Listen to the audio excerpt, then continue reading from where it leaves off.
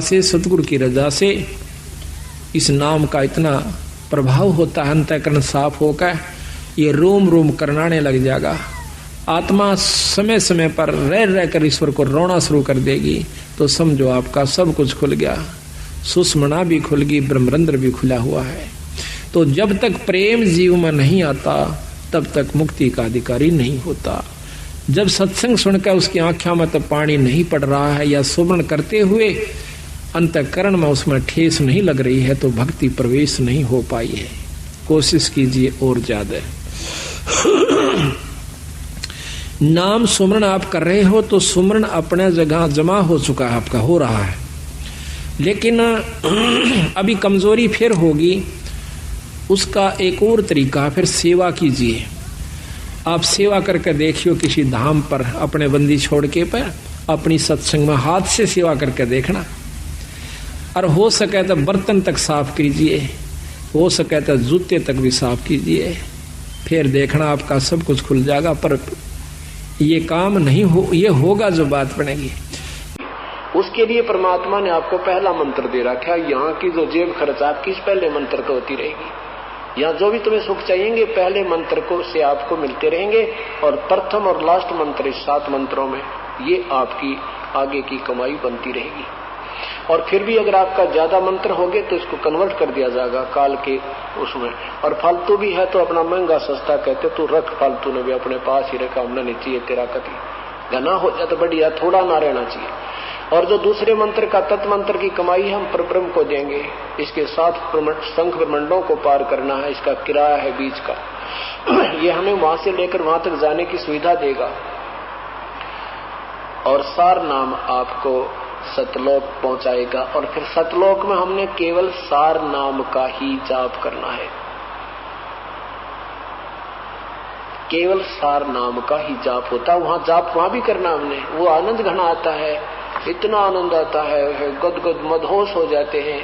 वहां कोई काम नहीं, बिल्कुल सारे भरे भंडारे भगवान के, सारी व्यवस्था वहां पर सब तेज पुंज के फल है।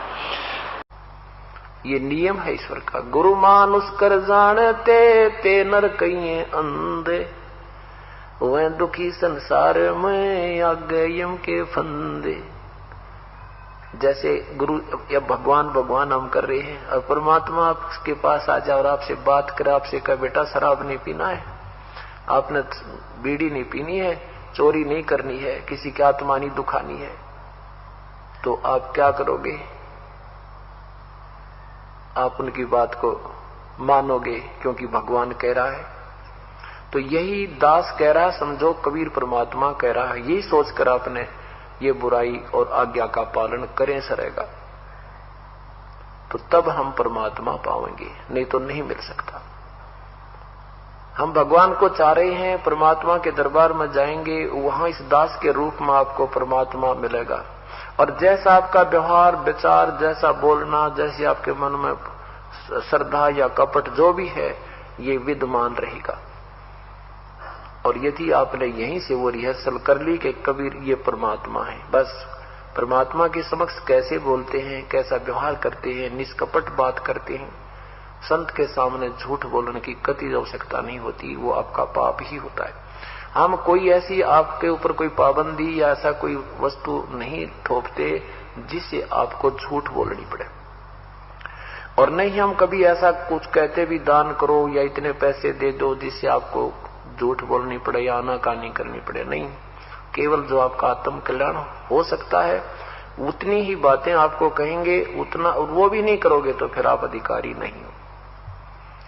हम क्या कहेंगे कि ये कोई बुराई नहीं करना, बीड़ी शराब मांस तंबाकू नहीं पीना, कोई मर्यादा भंग नहीं करना, क्योंकि ये खेल का मैदान है और इसमें जरा से भी फाउल हो जाओगे आप बाहर बैठ जाओगे, एक जीवन आपका चला जाएगा।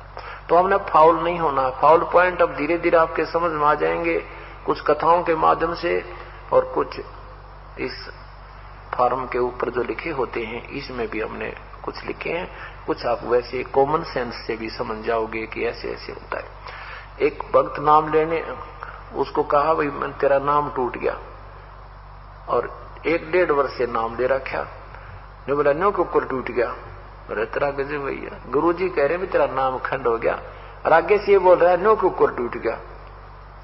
तेरा इन्होंने कह दी हाँ जी कोई गलती बन गई होगी और आगे नहीं करेंगे। ये तो कुछ बात बोलना भी नहीं सीखा अभी तक तो हमने। और अब बात देखें सार नाम प्राप्ति की, सार नाम मिलेगा ये मेरी मर्जी से होगा।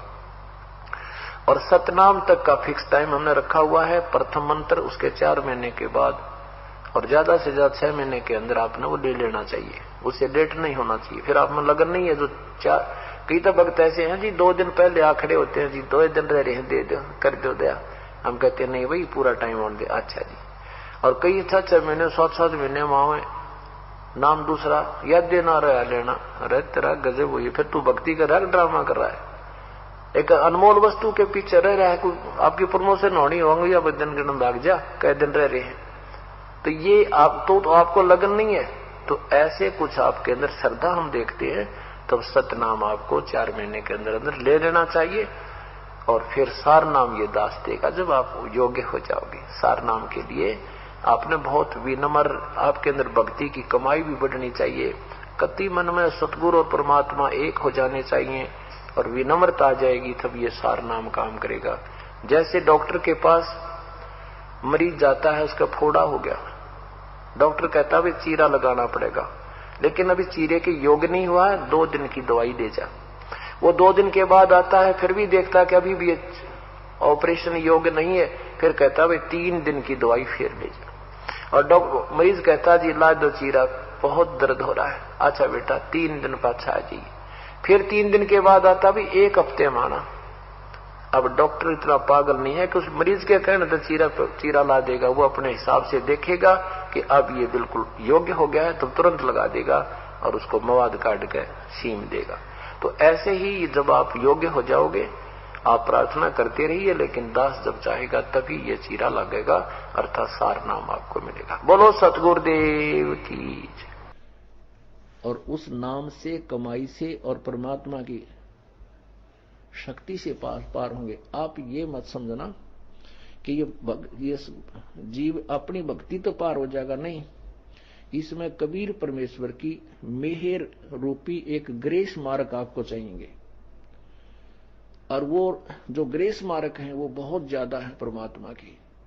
वो ग्रेस जो आपको देगा उससे पार होगे। नहीं तो पता नहीं कितने कितने साधक होकर चले गए, दिन रात माला फेरनी है। तो पर आपने भजन तो करना है, क्योंकि मालिक को मालूम है कि तुम कितना भजन कर सकते हो।